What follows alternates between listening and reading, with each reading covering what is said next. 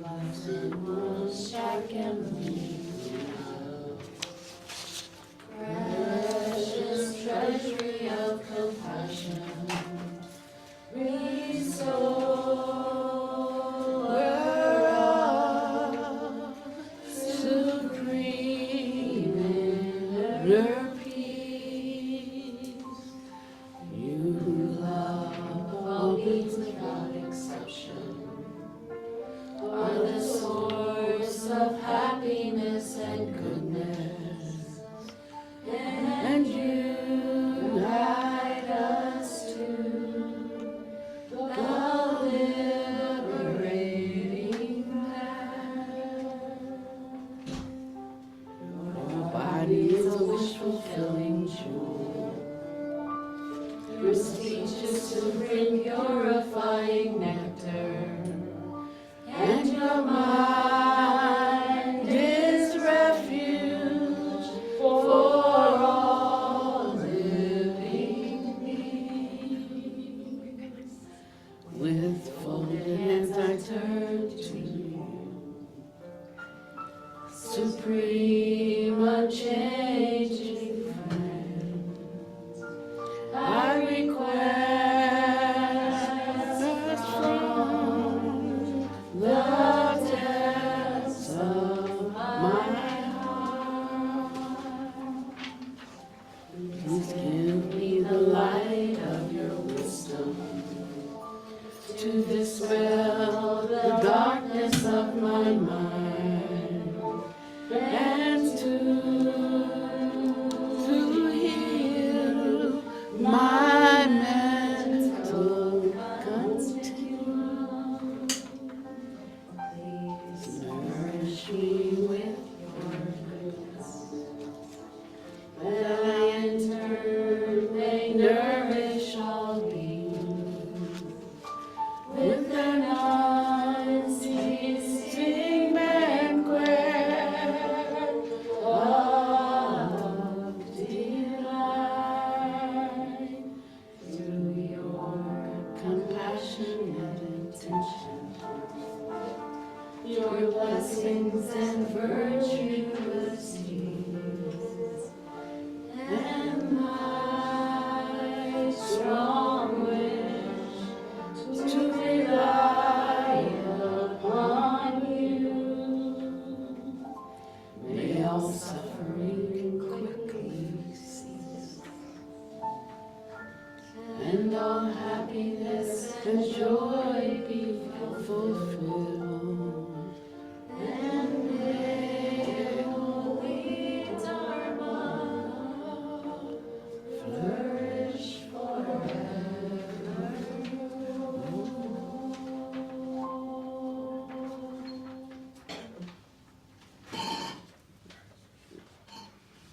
Good morning.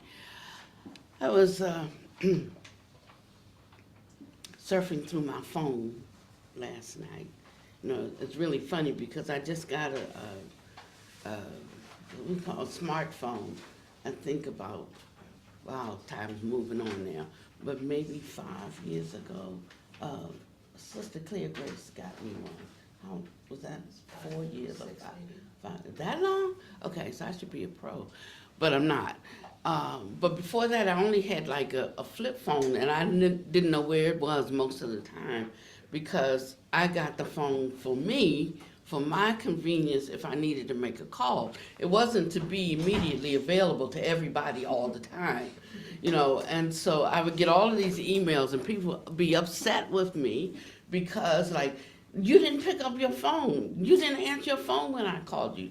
And so I would explain that, you know, I have a different idea about the purpose and the use for a phone. It wasn't to be always immediately available to everybody all the time.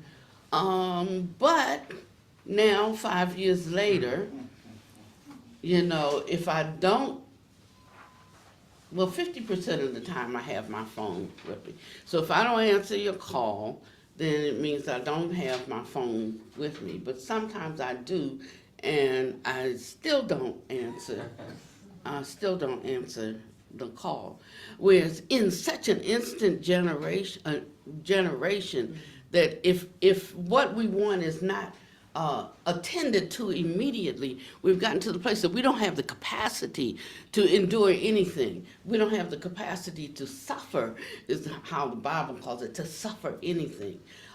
Everything has to be exactly the way we want it, when we want it, how we want it, why we want it that way, and who we want it from. And it has caused us to be a neurotic people. It is our own neuroticism that we are cultivating and developing on a continual basis. And there are some people who are laughing all the way to the bank because they're producing these things for us that keep us in these states of non-control where we think we are in control. And so that's the great illusion of today's time. And with the development of so many gadgets designed to keep the to keep us, we say these are things of awareness, but they actually keep us in a state of non-awareness. And so we're losing our capacity to even be still for a minute. We're losing our capacity. And it is an innate quality that's being obscured and covered up, when we think we are advancing and we're actually regressing in our capacity to manage and to have a functional life. So I'm scrolling through my I think it's called Reels, and it shows me all of these different kinds of gadgets that you can buy. And if I see something that I think would be useful to us, it's like my phone is always running out of charge, and I saw a gadget that like it charges it really fast instead of taking 45 minutes or an hour, depending on which charger I use to charge, it goes zip. I sent it over to Busita last night and said, should we buy this? Get one, because I'm always at the last minute of the charge, and I need something. And so I don't know, she didn't give me an answer yet. She told me not to buy anything without consulting her first, because I do buy a lot of things I think we need that would be helpful. But I'm only looking at things from the point of being helpful to the Dharma, helpful in what we do. And uh, and that's where the motivation comes from. So I'm always looking for things around the vidges, particularly around music, that would be helpful in developing the craft, but superseding that ordinary consciousness to it being an instrument of usage that the Dharma might reach some and might accelerate the attainment of others. And so my mind always is looking at things through, no, not always, most of the time, looking at things through the lens of the Dharma. um, I am working on exaggeration because I've been a talker for a very, very long time. And a talker can automatically lean towards exaggeration. That's the craft of a storyteller, So what I'm working on is not exaggerating. So if you hear me correcting myself all the time, it's for that purpose. There is a usage in exaggeration, but you just have to make sure that you're using it for the right thing. And otherwise you can slip into just straight out lying with unintentionally, presenting something not exactly the way it is for with another motivation and another purpose. So you just have to know, yourself, and you have to own things. And that's how you uproot habitual tendencies in your life. We always say like we just don't know. We don't know ourselves, but we do. We do. Um, there is a place we can get to, so we lie to ourselves so much that we believe our own lies. But if we have just even an inkling of wanting to know the truth and to be the truth, I mean, it'll show up for you immediately, as Paul says. It'll show up for you immediately. And we get into this practice of seeing that and acknowledging. You don't have to tell other people like I just tell other people, because I also tell them lots of other things. So you tell them the good, you got to tell them the bad. But if you're not all around telling people the good, you don't have to tell all your bad. Just keep it to yourself and work on it, you know. One reason is because who you're telling it to might be in the same boat as you, and they're not able to be as good as you think they are, as good as they think they are, as good as they should be. And so you shared like a secret fault or whatever, and they blabbing it all over the place to everybody else. So we have to recognize that we are in a perfect world. If we expect perfection here, then we have not understood the Dharma at all. It's about knowing where we are, knowing what our propensities are, and knowing that there is a space here that we can work at uprooting them and perfecting them, and and that there are methods designed to help us to be able to do that. And we find more joy and happiness in our day when we are actually devoted to working on those things within ourselves. We lose our joy and happiness throughout the day when our efforts are devoted to seeing the faults in other people. Um, I never thought I would find joy in seeing my own faults. I just really didn't. But he said, the Buddha says, try it. You might like it. Otherwise we just basically spend all our day, entertaining ourselves with dastardly thoughts about other people and finding dissatisfaction in other things. That's how we entertain ourselves, you know. And so I say entertain because we think we spend so much time at it that we think that it must be something that we enjoy, because we spend a lot of time. Uh, um, is there a different kind of chair? Did she prefer that? I don't have the logos. Okay, right here, Jim, Joe. Joe, we haven't, thank you, sister. Take that.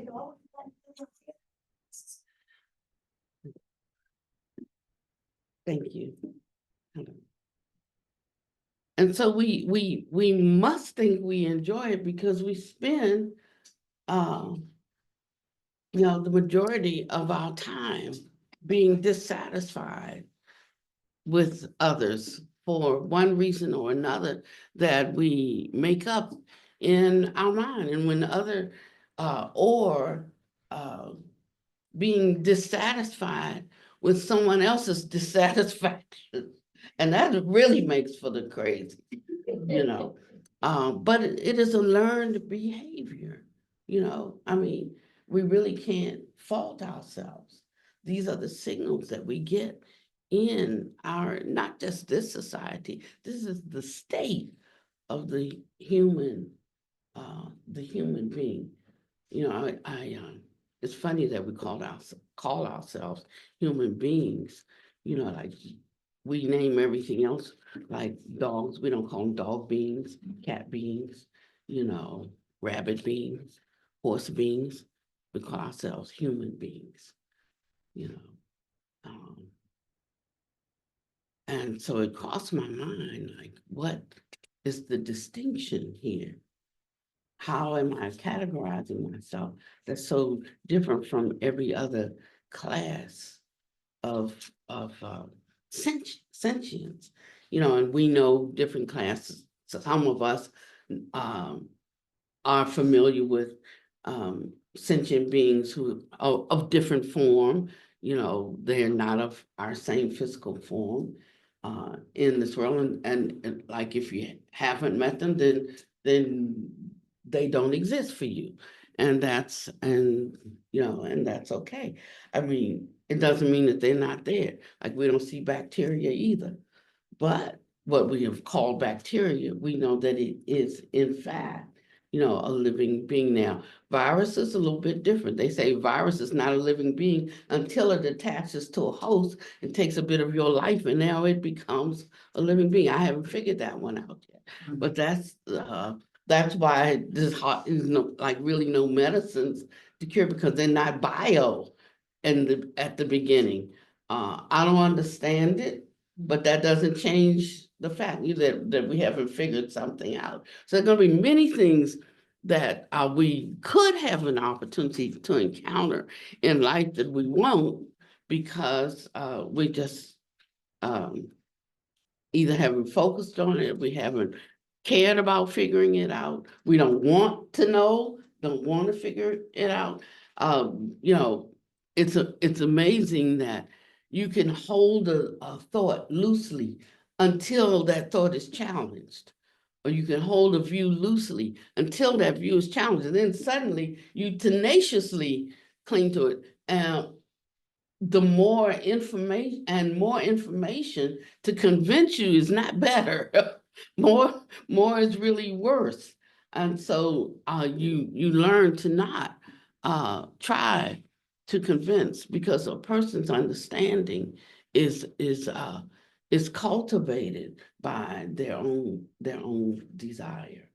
And so in this way we can live peacefully in the world, to some extent, not to the ultimate extent, to some extent, if we recognize that each one of us has a kind of mind influence, and there is such thing as being in a reality state. Now, this is not thinking about things, it's not using words or language prajna to explain things, but you actually experience the state. It's like reading about love and falling in love, experiencing love.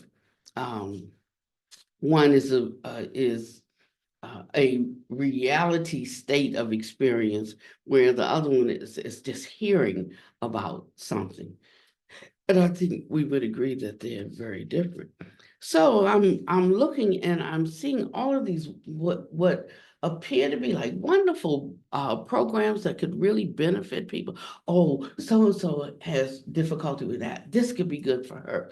Oh, so and so is struggling with that. Oh, he doesn't even know he needs it. This could be good for him.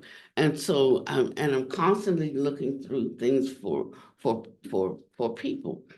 But what I noticed about it was that everything was offered from a self-seeking view, how to have more power to convince people, how to, have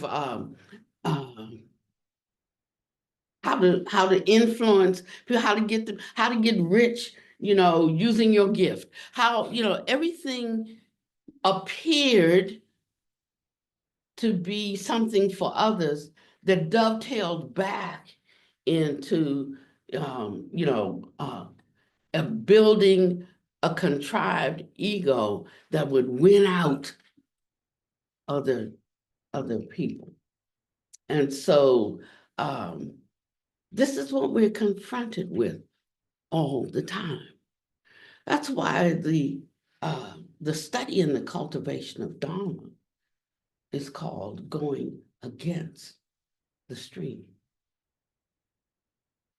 And it speaks of the invitation to enter into a state of humility that is not considered losing, but is considered winning. And it takes a lot in today's time to be able to appreciate the benefits of that,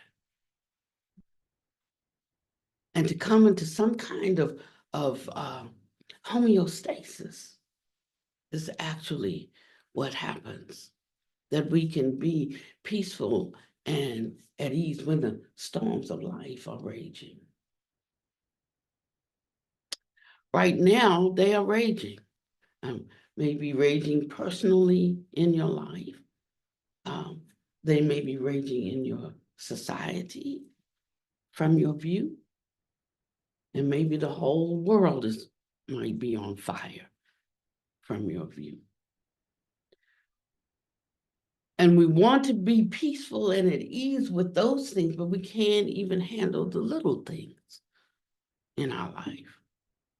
Have not established the disciplines necessary to abide in that kind of peacefulness.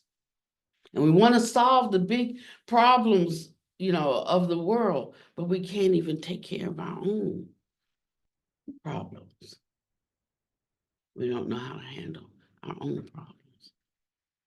And so the Dharma is a collection and amalgamation of different kinds of methods. They say 84,000 methods. I mean, that could just be like in 500 BC, a really big number.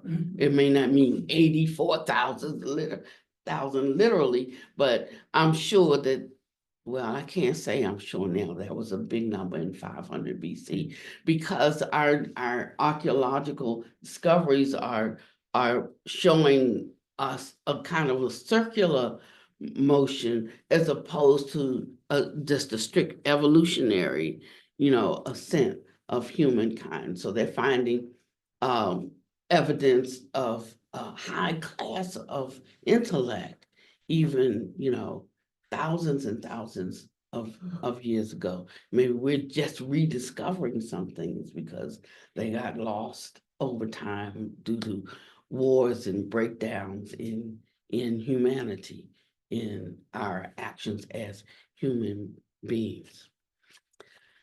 And so I wanted to talk a little bit about that today,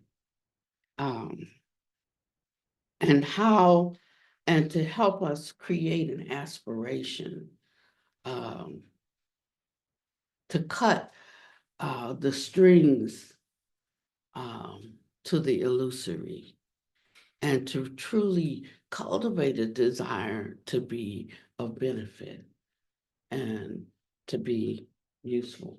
So I'm going to open today with half my time is gone. I'm going to open today with a song that Kadara wrote, and I think it came on the heels of I can't remember. You write so many, I can't remember. Was it a Dharma talk? Was it or something that she read, and she was so moved that this aspiration arose in her. And what I like about what I consider a true song is that it takes us from the songwriter's setup, what they are portraying, or what their story is, and we find our story. I mean, I like hearing about your story, but when it's because of its brightness, I am affected.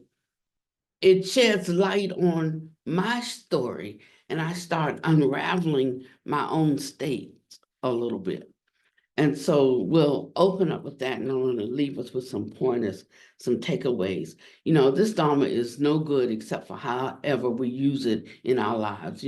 This is not a substitute for AA gatherings. It's not, like a place because I'm lonely, so I come to be with other people to like talk, and no, it's not for that. It's for helping us to awaken to our original nature by shedding all of the illusory and delusionary input that has covered and clouded our minds since beginningless time. Now, we can say, well, what is beginningless time? We don't have to. Our intellectual mind tries to go back to what the first, like that's a tree. How did that oak tree get there from an acorn? And how did that get there from a previous one? And how to get, and we trail it on back and we call that beginningless time. But I don't think it actually means beginningless time like that. I think it means like we don't know when. We don't know when this notion, we were infiltrated. We just know that we are right now. So forget about when, it's just how right now in this moment do I take care of it? How do I uproot it? How do I neutralize it? How do I rectify it? And that's the important part. So in today's Dharma, there's not as much action, as there is listening and repeating. But this is a practice of putting into practice the things that we hear and the things that we contemplate, to actually put them to the test, to see if they are true or not, and if they work in our life or not. And the joy that comes from it, the contentment, the peace, and the bliss comes from how well we are able to integrate these truths into our life. Sometimes we want to, but just because of karmic conditions, it is impossible to do at this time. Sometimes we don't want to, but because the karmic conditions are ripening, we like almost have no choice, and sometimes and then sometimes it's just the right conversions of amount of desire and opportunity. And we call that a fortunate rebirth. If we talk about rebirth, if we talk about karma and rebirth linking karma, that's a problem for some people because they don't hold to there was any existence before. I'm not saying existence as Pannavati, but there is something that caused the arising of Pannavati, the arising of me. It just wasn't like, I wasn't, and then I was. There are conditions or causes that produce the condition called that we have named, name and form that we have named Pannavati. So that's as far as I've got to go with it. I don't have to go and stake a claim for reincarnation or rebirth linking consciousness, which is how I call it, because it's the consciousness that actually precipitates the appearance of things, and so we learn bit by bit, line by line, little by little, until we come to the fullness of the measure of the stature of awakened ones. So we can enjoy wherever we are, always knowing that there's still some room for some improvement, but we can be okay where we are. And that lessens the need to resist something, the need to resist additional information. And then when there's the convergence of the right person at the right time, in the right place, for the right reason, with the right motivations, then many, many wonderful things can happen.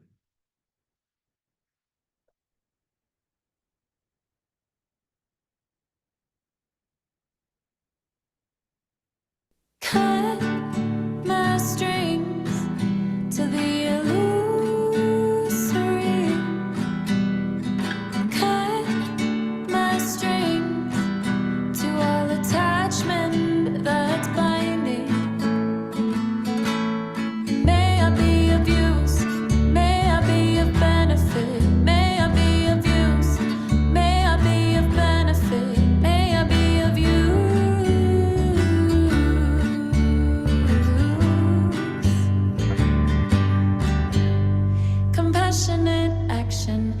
has no limit, like the smoke dancing in the wind,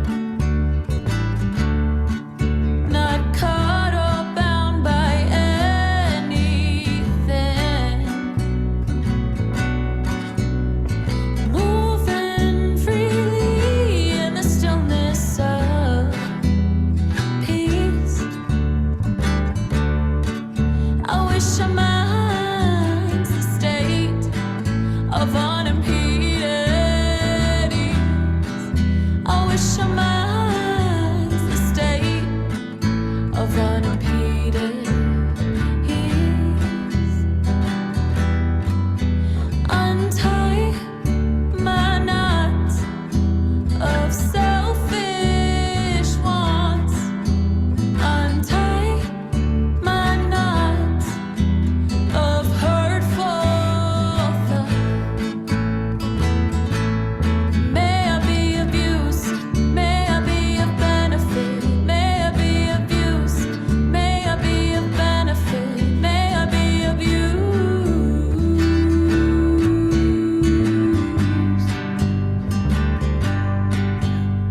Compassionate action has no limit, like the smoke dancing in the wind, not caught or bound by anything, moving freely in the stillness of peace.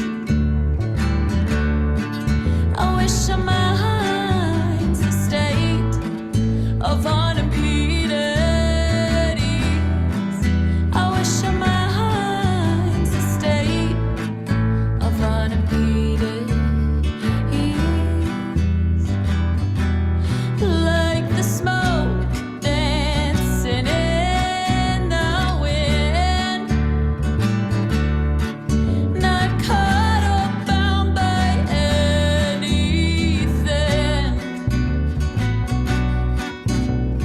moving freely.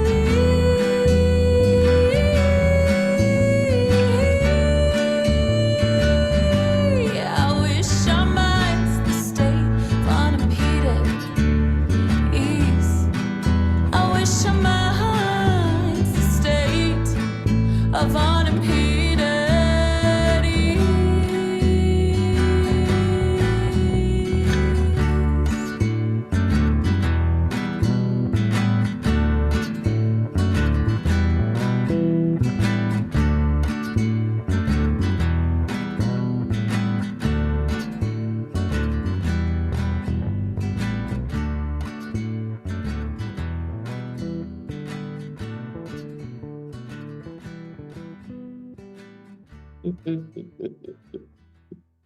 So all worldly phenomena, everything we see, is due to the coming together of our six sense bases. You know, our eyes, ears, nose, tongue, body, and mind, and coming together and making contact with objects, what we see, hear, taste, touch, smell, and think. And this is why that's why this is called an like a object-based, sense-based, or object reality. And so there is a space that we can enter in through the combination of wisdom and jhana, or achievement in meditation practices that help us bring together a non-divided realization of emptiness and marvelous existence.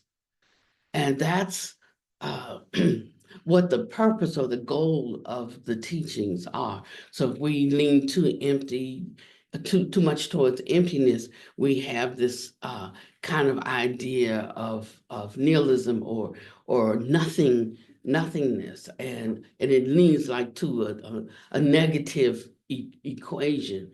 You can't have any fun, don't touch, don't taste, don't handle, and we get locked away and everything has to be put away. And then if we're too much on the other side, the life is to be enjoyed and fullness and happiness, then we get into a state that takes us away from the equality of existence, and we find ourselves attached to and clamoring after things, searching for them, looking in them, some or outside of ourselves, in other words, for some kind of happiness and some kind of peace and some kind of contentment. So, but then it grows and it becomes some kind of reason to be, some kind of self-worth, some kind of way that we lose ourselves to things via attachment, and we no longer have a sense of peace within ourselves, that we need other things to give us a sense of peace, or to give us a sense of purpose, or to give us a sense of happiness, or for us to make ourselves feel content. And so in clamoring in that way, we can never find it. It will always be illusory. And so the practices are designed to help balance us in all of these different areas around all of our vicissitudes of life and everything that we come into contact with, to help regulate us or allow us to regulate ourselves by not being too engaged and not being too detached. And it's constantly a balance. It's like being on a seesaw, like if I get on a seesaw with a person that's heavier than me, I'm gonna be up in the air all the time. If I get on a seesaw where I'm the heaviest one, the other person's gonna be up in the air all the time, and we keep lifting off from the ground, trying to balance, but it's no way to balance it, because of the discordance just in the weight factor. So think of ourselves as being both people on the seesaw, and if we're both on the seesaw, then we can come to a place of equilibrium and a place of balance, where we can find that resting state in all matters at all times. But there's something else about it. When I was young and in love, I liked fighting with my boyfriend or later with my husband.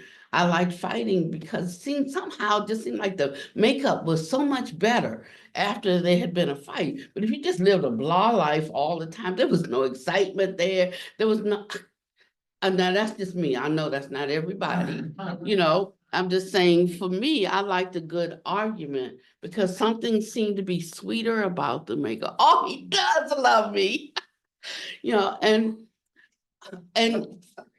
but later on, as I went through these constant fluctuations, I'm like, the heck with this, and now I'm looking for something without me having to tell you. Like I would like presents, and he didn't get me presents. I was gonna say one of my husbands, but none of them did. Not what I wanted, And so, but it was on my third husband who said, "Well, Diane, if you want, I'm not a mind reader. If you want something, you have to tell me what you want. I will get it for you. I want you to have what you want, but you need to tell me. If I got to tell you, forget about it. Like, like you should know what I want, or you should know I want something and give it to me. And so I had this kind of flip-flop. Then later on, I because he gave me some words of wisdom, right? I started telling them, letting them know what I wanted. That didn't work out for me well either, And so, and so I just said, okay, good with this. and just went completely out of it. But in going completely out of it, I found everything I want. I don't even have to ask for things. I get things all the time. So what? And I don't even have any payback. I don't have to do anything back. I don't have to offer anything. So I was searching for something in the wrong way and in the wrong places. Now, I'm not talking about like, no, so don't get married and leave your husbands or your wives. I'm not talking about that. I'm just talking about what was an inner desire or something that was missing in my life and seeking outside for it. But when I gave up that intention, how everything I not just I need is I get a lot of things that I don't even want, but just knowing or recognizing the consideration or the value or the heart in which they are offered makes them extraordinary gifts. Um, and they may not be the same in terms of like worldly things. Like, no, they didn't buy me a Cadillac, but they gave me a Fit. I didn't have to buy a car at all, and just to drive from here to there, that's all I need. And I'm so appreciative deep that the Fit has more value to me than the Cadillac, because I paid for that Cadillac, maybe not in money, but I paid in other ways in the trade-off. And so I'm understanding that there is a quality to things that need to come along with the thing. And that's what gives the thing, the gift, the attitude, the offering that you make. That's what gives it its value, its value. So when we're thinking about things and we're only looking at them from a worldly view of what they give us, we miss the sweet connection, uh, and we miss the doorway to uh, gratitude that actually satisfies us in a very deep way. Someone can do something uh, or that actually could offend if I chose to be offended. But what if I chose not to be offended, but to see beyond myself and beyond my feelings to what could possibly motivate a person to do a certain thing or say a certain thing?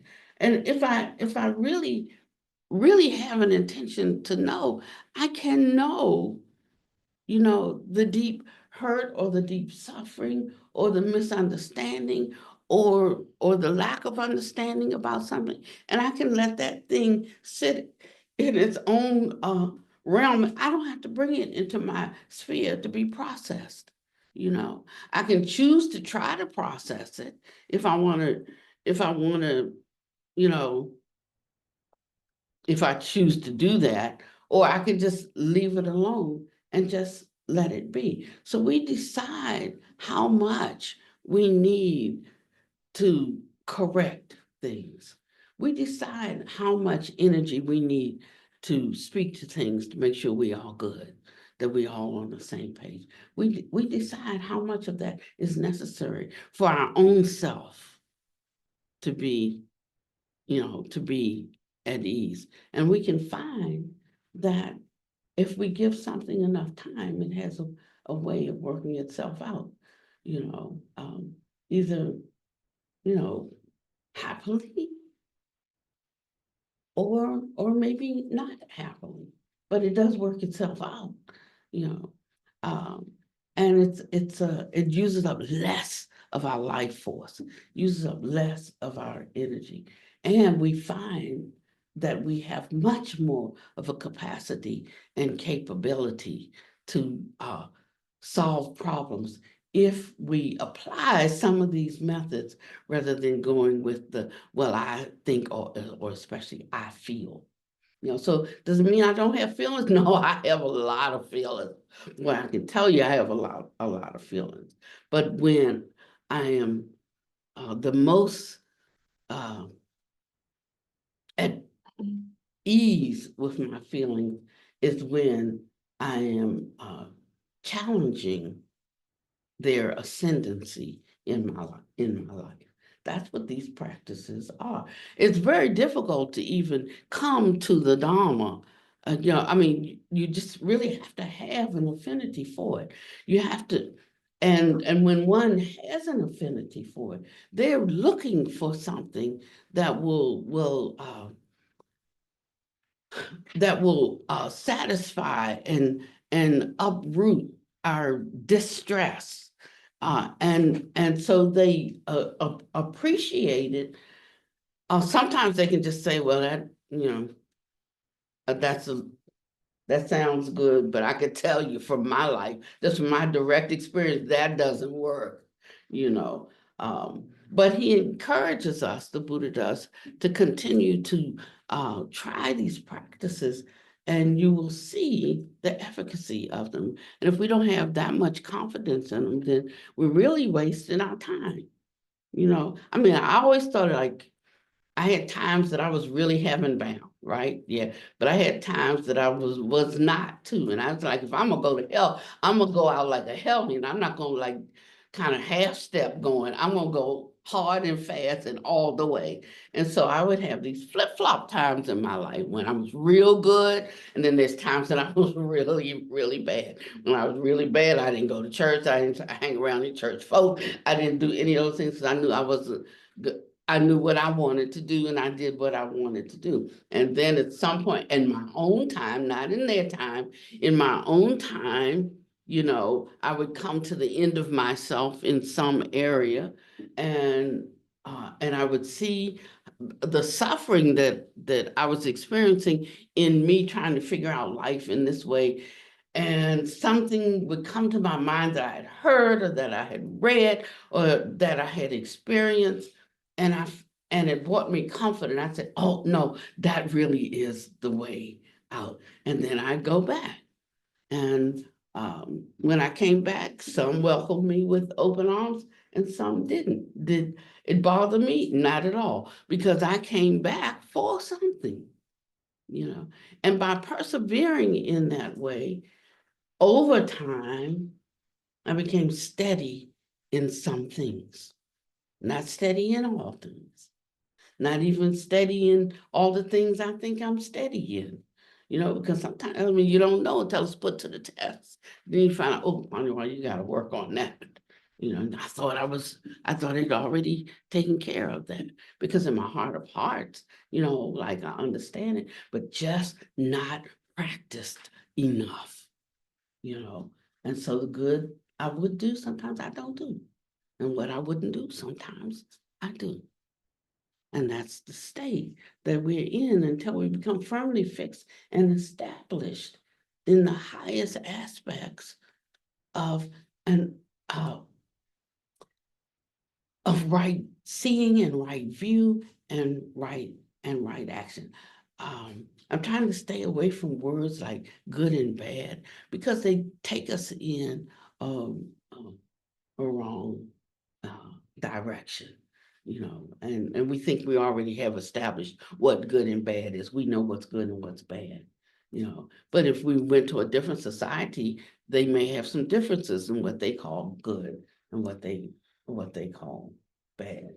I remember one time reading about a father, and it was something like his 15, I think his 15-year-old daughter, would sit on his lap. And I'm like, 15's too old to be sitting on your father's lap. That was just my view. That was my view. That was like sort of our societal view. And he was arrested and they were so perplexed because I don't know, Italian or something. And I mean, like when they're 35, well, it's like this today in America now, but it wasn't back then. When they're 35, they're still at home with their mothers, where when we like 18, 3 more weeks, and And so we had a different view of when is grown. We had a different view of what is acceptable. And from our view, that was not acceptable. And so these are the things that create situations in our life, and why we are encouraged to follow the laws of your jurisdiction for more peaceful harmony in your life. So we necessarily have to have some guidelines of how we'll all live together in unity. And if your guidelines fall outside of that, maybe you need to live in another place. I'm seriously thinking or looking.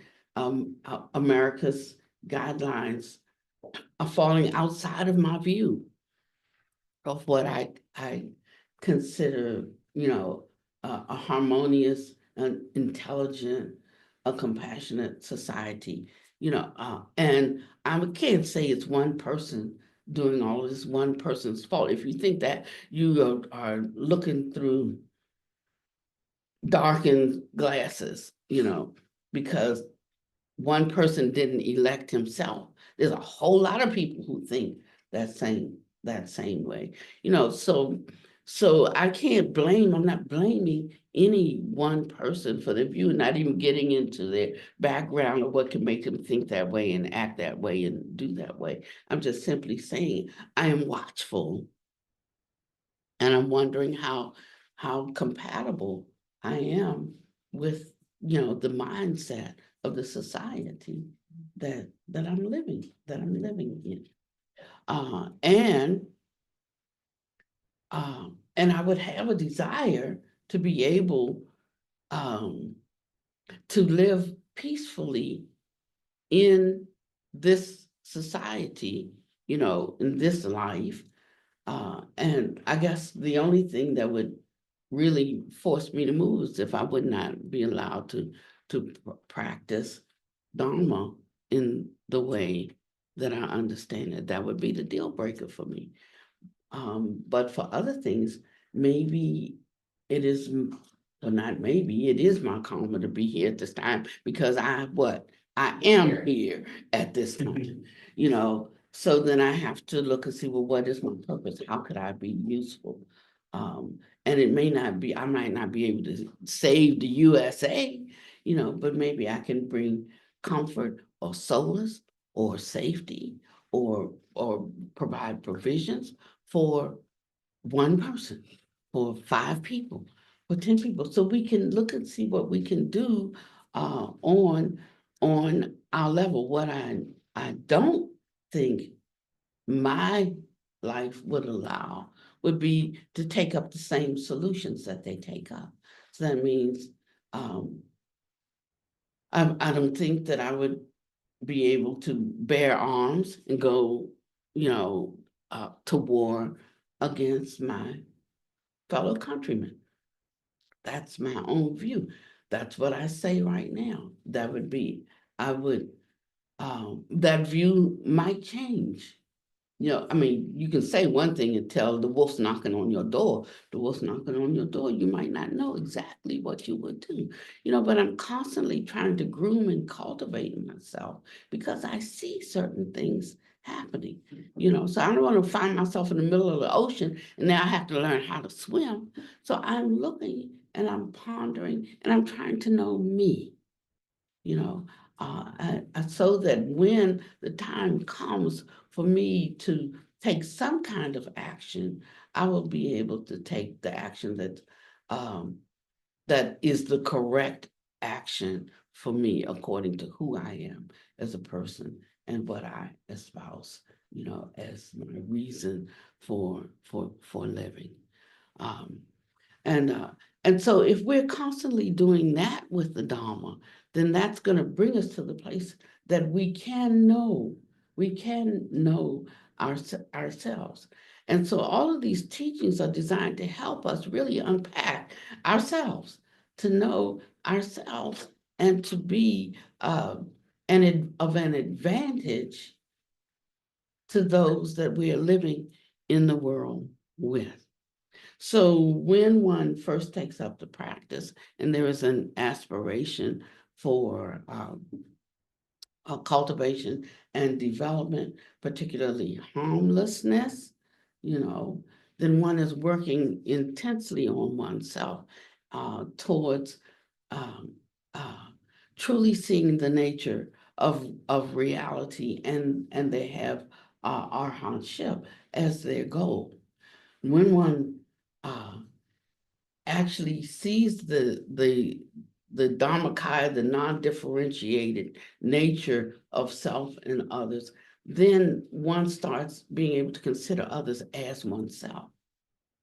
Like me, I'm 100%, and you, I think about you at 75%, and you, I don't even like you that much at 25%, and them I don't like at all, and so we start having grades, but the endeavor is to top off 100% for everyone. Sometimes that means I'm too high, I need to bring myself down. I'm too low, I need to lift myself up until there is this equilibrium, self and others are equal. And when we get self and others are equal, then we can go a little bit further simply because a little extra icing on the cake makes the cake taste even better. We can go to putting self before others, because we don't have to try to put ourselves first. I mean, it's almost like our default.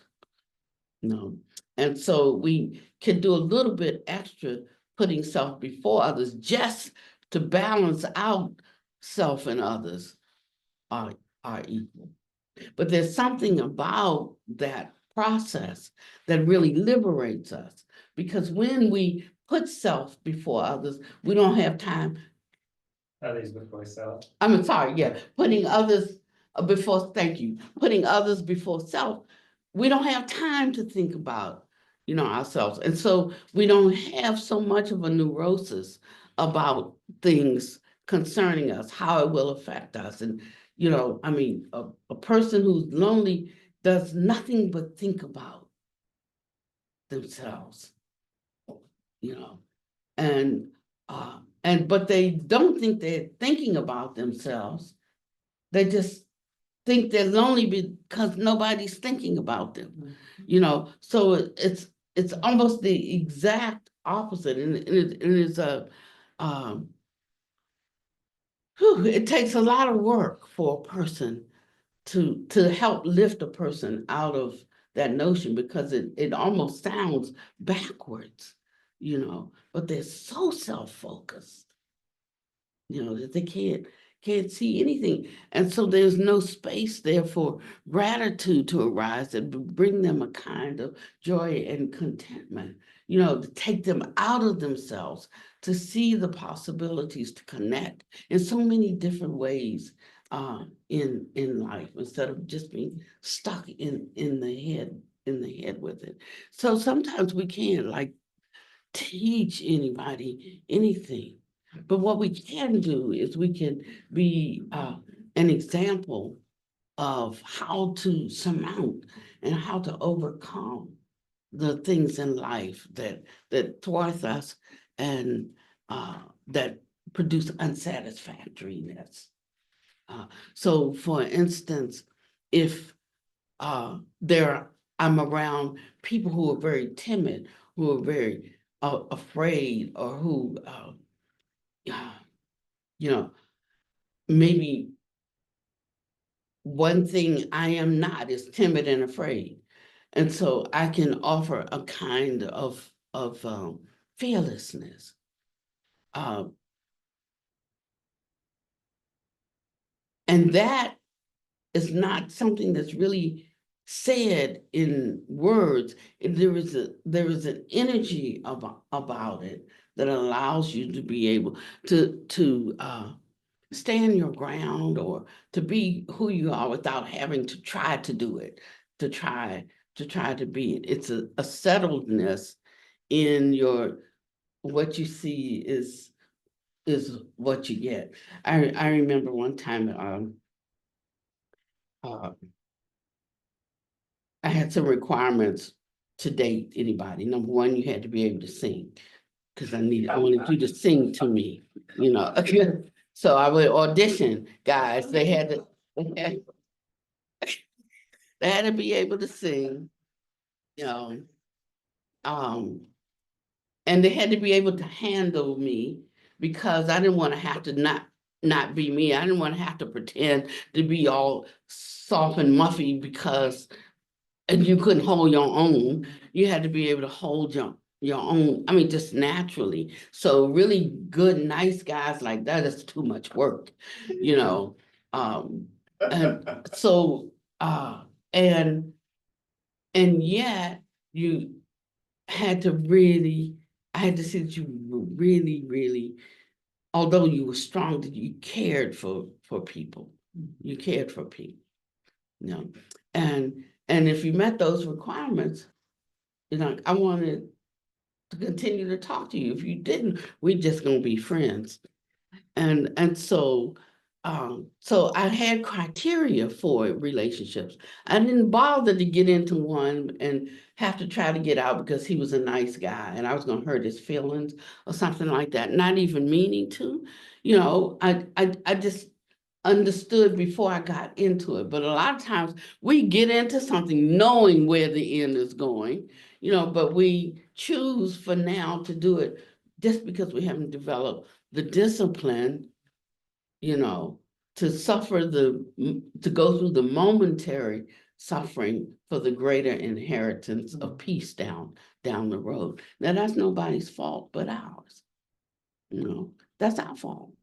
And we start talking about what she didn't do or what, you know, and all of that, and we like dump it over there. But I'm learning to roll all blames into one. It's a practice. That means when I'm sure I was right and I was sure you were wrong, I voluntarily take whatever went wrong in that. I take it as my my wrong. The wrongs of others are my wrong. And that's a practice. So I want you to know what practice is. And practice is really going against the stream of how the mind is currently operating to find a greater virtue or aspect that can be utilized to neutralize, you know, the suffering in the world. And I mean, like we cause each other suffering, you know, and we cause ourselves suffering and we cause others suffering by our thoughts, our speech, and our action. So in the beginning, when we're learning the Dharma, you know, we like make it easy. We say like, okay, if an action can't be considered a bad action unless you actually carry it out, you know. So then I would think things in my mind. Oh, there's a way of escape for me. Like I thought it, but I didn't do it. And in the beginning, we'll say, well, that's all right. So I'm speaking now of the first teachings of what is considered good and bad or good and not good. No, and this is like if you didn't actually carry it out, then no karma is incurred. And that would be something like what we would call shallow understanding. But it's a place to start. So we catch ourselves and we come up with better choices of how to handle something. And that's a beginning or midland point in our cultivation. But after we've been practitioners for some time, there was a different standard for evaluating that. So there's a quote in the Bible that says, when I look at a woman lusting after her, I've already committed adultery in my heart. That's a different standard. For some, it's to look and not touch. For others, it's to cut off the mind that's going in that direction. And some of us find a great amount of joy. And think, I should have said this. I could have said that. You know, and reliving but we're not actually, I'm a good girl, I am, on the outside. But in my mind, I'm thinking these things. And he says, the one who continually harbors such thoughts in them, hatred will never be appeased. He said, he abused me, he beat me, he robbed me. So it's true, did those things. Not denying that those things were done. But he says, but the one who continues to harbor such thoughts in them, anger and hatred, and you can add fear, will never be appeased.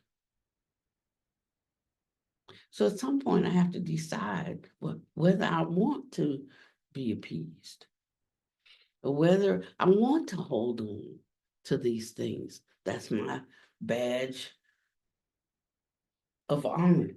You know, that becomes who I am. And as soon as somebody approaches me, that's who I am. That badge of honor. And then, but in that way, we will never get out of our internal suffering. So the Dharma offers us pathways out of our internal suffering, but it takes work.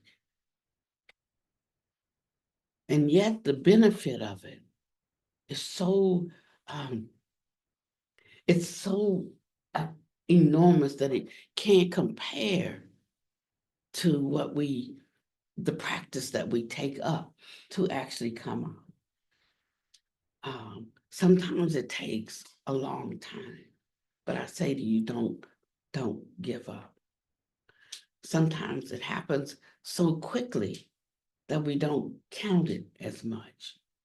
And then when we encounter a bigger circumstance, we're not able to surmount because we didn't give enough value and credit to our previous way of escape. We didn't honor it. We didn't nurture it. We didn't grow it and enlarge it. So although we could handle little matters, we cannot handle big matters. And this is like the difference between levels of insight that we as individual practitioners have. This whole Dharma is for something. It is the escape from samsara. And where do we escape samsara? Right where we are. It's not someplace else. It's none other than where I live. We talk about this shore. We talk about the other shore. But he says, yeah, we talk about this shore, meaning this is the state that we're in.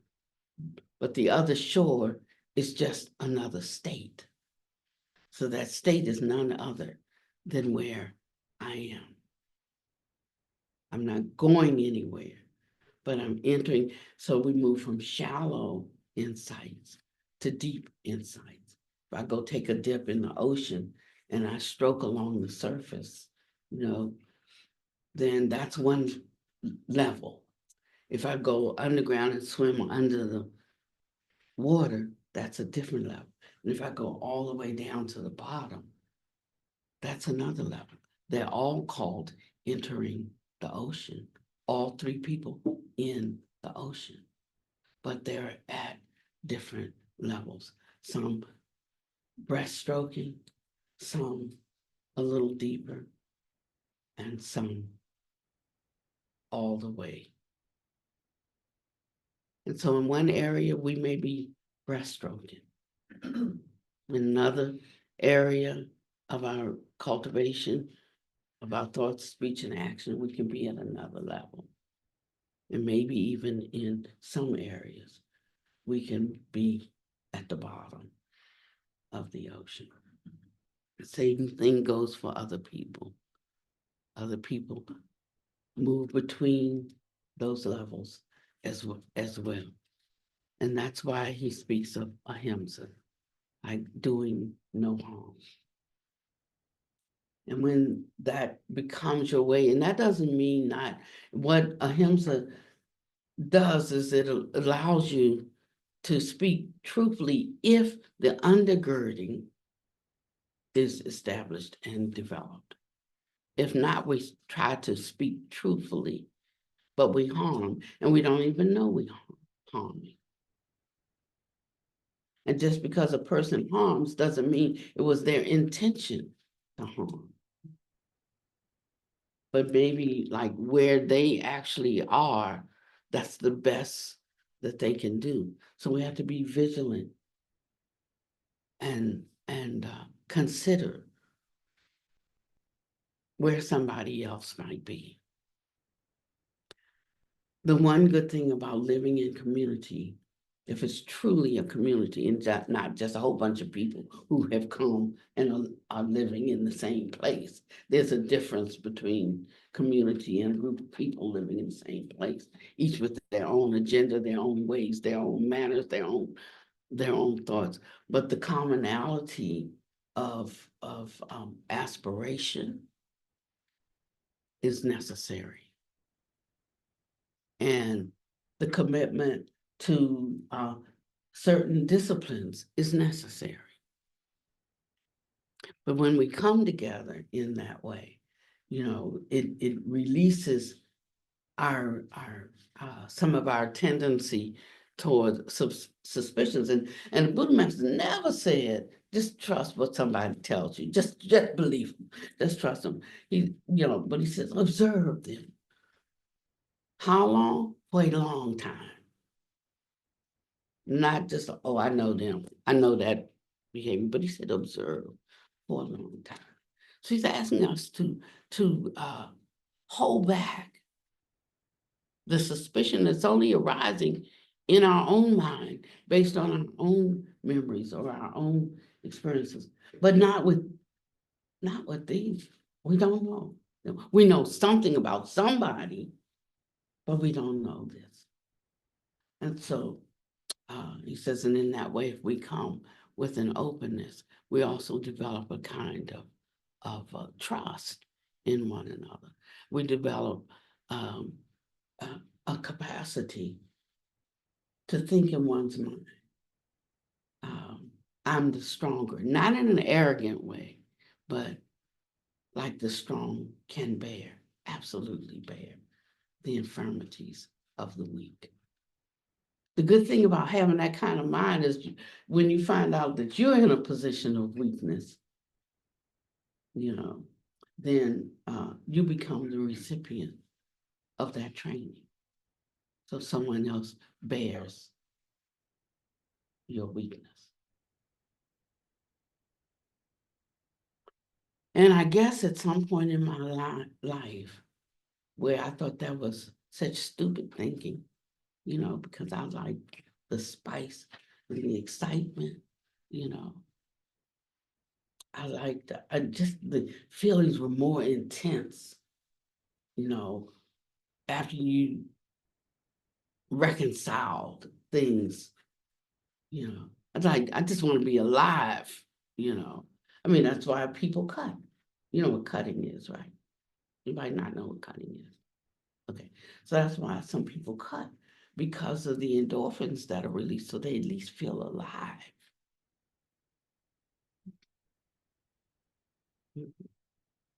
But we find a way of being in this world that the contentment is so extraordinary. Isn't it amazing that when we talk about just being content just sounds like one step above ground zero. To me, that's why when I first heard about like content, that ain't got no juice, Jeez. I mean, I would have a hard time. Most people would think she's not a candidate for the Dharma. Matter of fact, a lot of people think that now. She's not a candidate for the Dharma, because they're like, I'm just not like toned down enough, But I know that I absolutely am, you know. And so they just said, well, how long has it been there? 30 years, something close to that. She'll die soon, and then we can all go back to normal. But that doesn't bother me. because I was seeking my own liberation. And because I know how much it means to me, I want to allow you and encourage you and support you in seeking your own liberation, whatever that is for you. But it starts with us being honest about what we really want. Do we want what we say we want? And what are we willing to do to inherit it? And when we put it to the test and we find these times of where the Dharma shows itself, reveals itself in our life as working, then that's when faith arises. So of course it needs to be a little bit of faith. 5 minutes and I'm through. There's a little bit of faith involved, but you can't really have faith until something has proven itself to you. So faith doesn't just mean blind faith. Nevertheless, we all have faith. I mean, I'm sure most of us, if not all of us, had faith. We wake up this morning. We just believe we wake up. So in all times, none of us can say, like, I don't believe in faith. We do, But if we're talking about the confidence, the faith grows into something. Into a kind of confidence that's born on experience, then you know for yourself that it's true.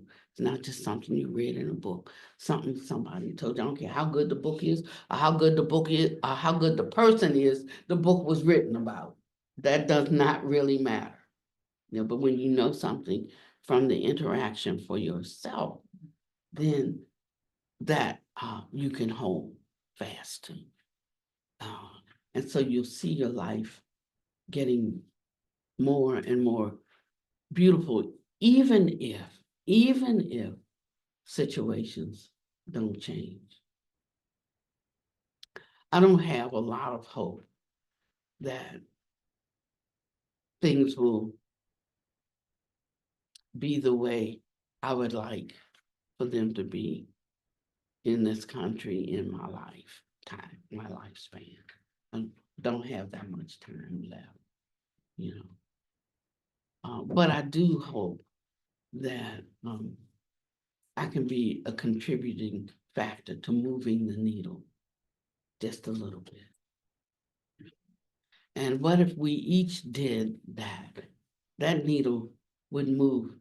I went, okay, don't send me no letters, no texts, no emails. I went to the movies yesterday. And I went to see F1. And I liked it. Well, I used to be, that's how I earned my money working my way through undergrad school. I was a drag car racer. And then I started doing a little bit of stock car, stock car driving. And so I had some affinity for it as a sport, and I wanted to see it. And oh my gosh, I thought I was gonna have a stroke. For 2 hours, however long movie, I was on the edge of my seat. I was so focused. I was so concentrated. I understood everything they were talking about. I was, and I was so concentrated that I slipped into a genre and everything.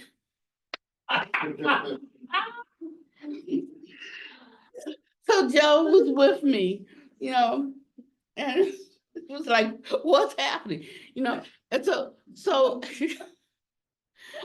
but what I have to say is, I'm still trying to figure out what vidya is, right? Trying to understand what vidya is. Buddha Master tells me, open up a vidya school. Well, what's a vidya? He said, I can't tell you, and you have to realize what it is. I'm still trying to realize what vidya is. He says, it's what Buddhas do. That's what vidya is. And I'm like, but it shows up in the brightnesses in ordinary life in this world. This world needs it, so it talks about craftsmanship and well, it's 5 major and 5 minor, but it's not just the 5 major and 5 minor areas of skill and beauty in and arts and all that, but it's everything's like what you come in with and how you use your life to benefit society, and that's getting towards it. That's not all of it, but that's how inventions come about, inventing that better, well, I shouldn't say that. Since now to me, the best mousetrap is a box that just catches them, take them somewhere and let them loose. But I was gonna say a better mousetrap. And I used to catch mice, until I actually saw one go into the mousetrap.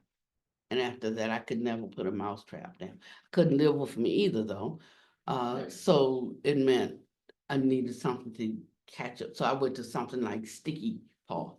And then when I saw when you put them on sticky paw, that's worse.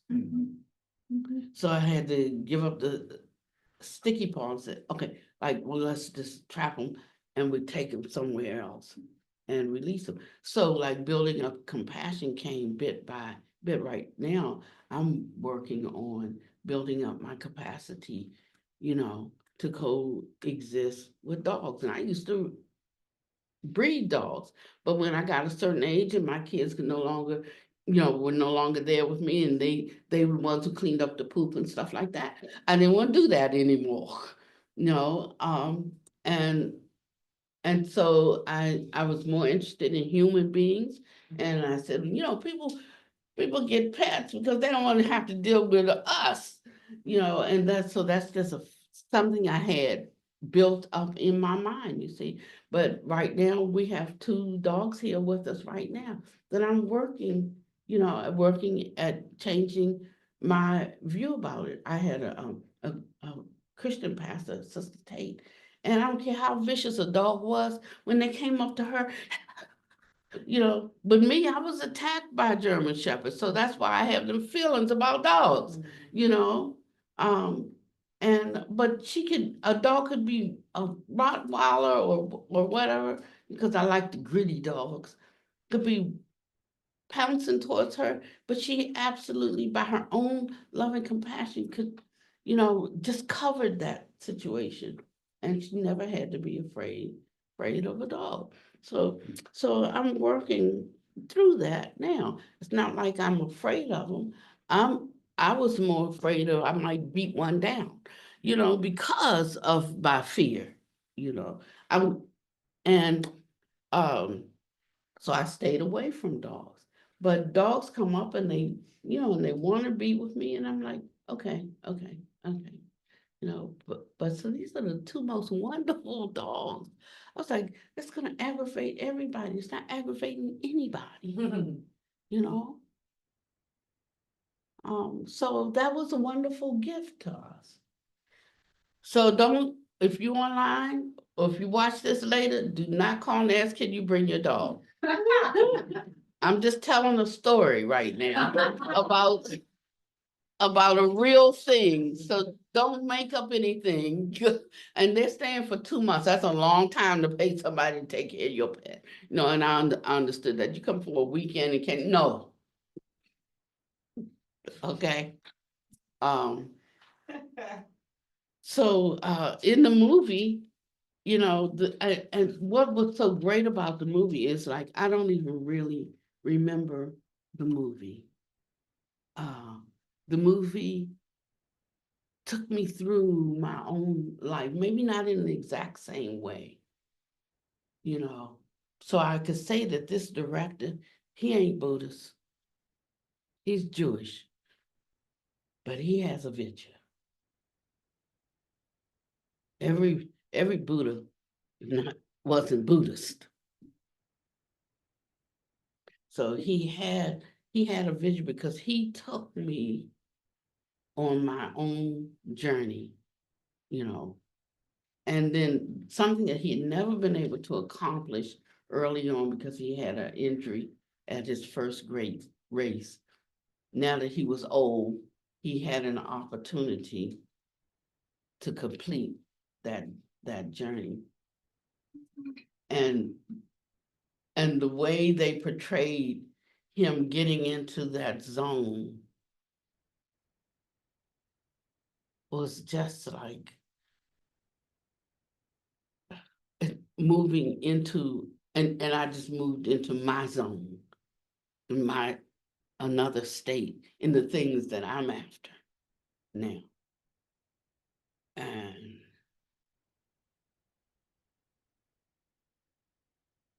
I'm not even sure I'm fully out yet, but for a while I was in that state, and that was a state where where, we have times of touching the Dharmakaya, touching our intrinsic nature. We can't stay in it. We touch it. That's what we do in jhana. We touch it, but then we come out and we're back to our ordinary selves. Then another time, we touch it, and then we come out and we're back to our ordinary self. You can't stay in it. Jhana, that's the difference between jhana and samadhi. Samadhi, you can abide in it, indefinitely.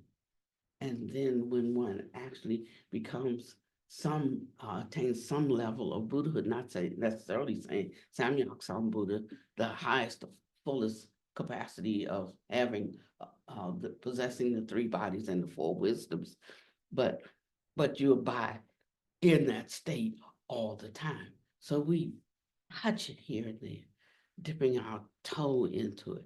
But what actually happens is that the five aggregates cannot rise. They just can't rise. So while we're practicing not being attached to things, there comes a state in our continual cultivation where we don't have to try to not attach to things. It's that the aggregates, they cannot even rise in that state. So that's my encouragement to you. Keep striving to be your best. Keep striving to do good and not to do evil. Keep striving to offer the egoic self as a sacrifice of praise to everyone else. Keep striving, and in that process, you will lose the egoic self and you will touch your own Buddha nature. If it were not possible, there'd be no need for Buddha to come and teach us. If it was not possible to attain ourselves, he said, but because it is possible, if one has a teacher who knows, and the Buddha would tell them all the time, I am the one that knows. And if you don't think I know it all, just get as much as I got. And I'm not talking about me now, I'm talking about the Buddha. Get as much as I've got, and you'll be able to go the rest of the distance. Yeah. May you be well and happy and peaceful. May no harm come to you, no danger. May you always be able to meet the inevitable difficulties of life.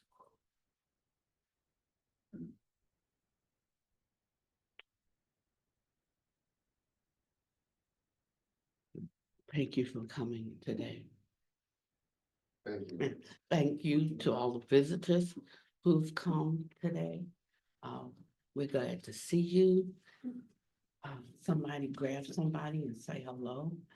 I know we have two that came all the way from Charlotte today. And that's a drive.